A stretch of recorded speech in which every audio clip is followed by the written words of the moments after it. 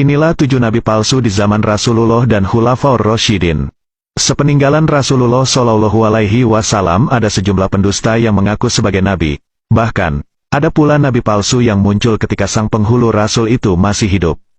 1. Al-Aswad Al-Ansi. Al-Aswad Al-Ansi adalah orang yang mengaku sebagai nabi di Yaman pada masa akhir-akhir kehidupan Nabi Shallallahu Alaihi Wasallam. Ia murtad dari agama Islam dan mengaku mendapat nubuwah atau kenabian. Ia juga menjadi orang pertama yang murtad pada zaman Rasulullah Shallallahu Alaihi Wasallam.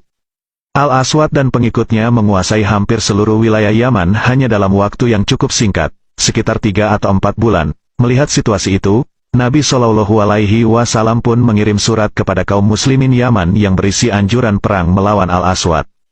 Singkat cerita, Al-Aswad berhasil terbunuh di rumahnya sendiri berkat bantuan seorang mukminah yang beriman kepada Allah Subhanahu wa Ta'ala dan Rasul-Nya. 2. Tulaiha bin Huwailid Al-Asadi. Nabi palsu yang meresahkan lainnya adalah Tulaiha bin Huwailid Al-Asadi.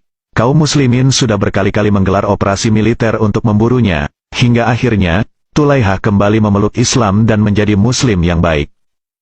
3. Musailama Al-Kadzab. Musailama Al-Kadzab adalah seorang pendusta yang mengaku dirinya menerima wahyu dalam kegelapan. Hal ini membuat Khalifah Abu Bakar As-Siddiq menggelar operasi militer di bawah pimpinan Khalid ibn Al-Walid, Ikrimah ibn Abi Jahal, dan Syarahbil ibn Hasanah untuk menumpasnya.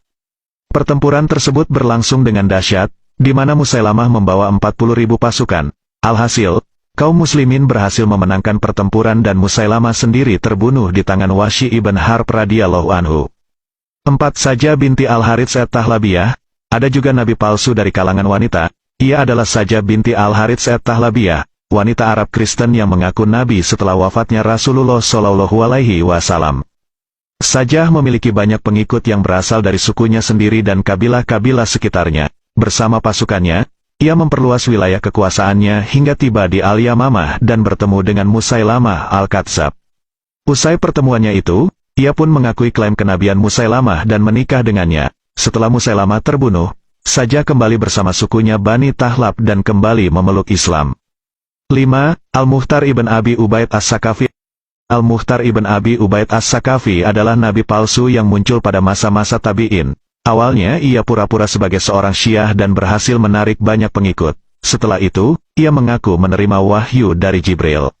Sejumlah pertempuran antara pasukannya dan pasukan kaum muslimin pun terjadi. Saat kaum muslimin berada di bawah komando Mus'ab ibn Zubair, Al-Mukhtar akhirnya terbunuh dan menandakan berakhirnya pertempuran. 6. Al-Harits ibn Said Al-Kadzab. Selanjutnya ada Al-Harits ibn Said Al-Kadzab.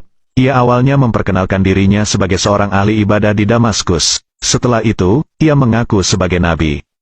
Klaim kenabian yang dilakukan Al-Harits tersebut kemudian didengar oleh Khalifah Abdul Malik ibn Marwan. Ia pun bersembunyi, tetapi ada seorang pria dari Basrah yang mengetahui keberadaannya.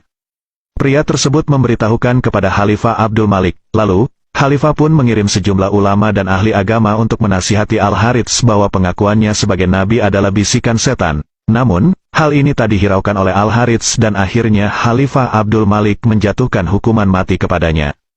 7. Mirza Ghulam Ahmad Al-Qadiani. Pendusta yang mengaku sebagai nabi lainnya adalah Mirza Ghulam Ahmad Al-Qadiani. Namun, sosok ini tergolong baru dan bukan dari masa Khulafaur Rasyidin. Lelaki yang berasal dari India ini mengaku telah menerima wahyu dari langit. Ia juga menyatakan bahwa Allah Subhanahu wa Ta'ala sudah memberinya kabar gembira bahwa ia akan hidup selama 80 tahun. Mirza Ghulam Ahmad Al-Qadiani pun memiliki pengikut. Melihat hal itu, para ulama memberikan penjelasan kepada kaum muslimin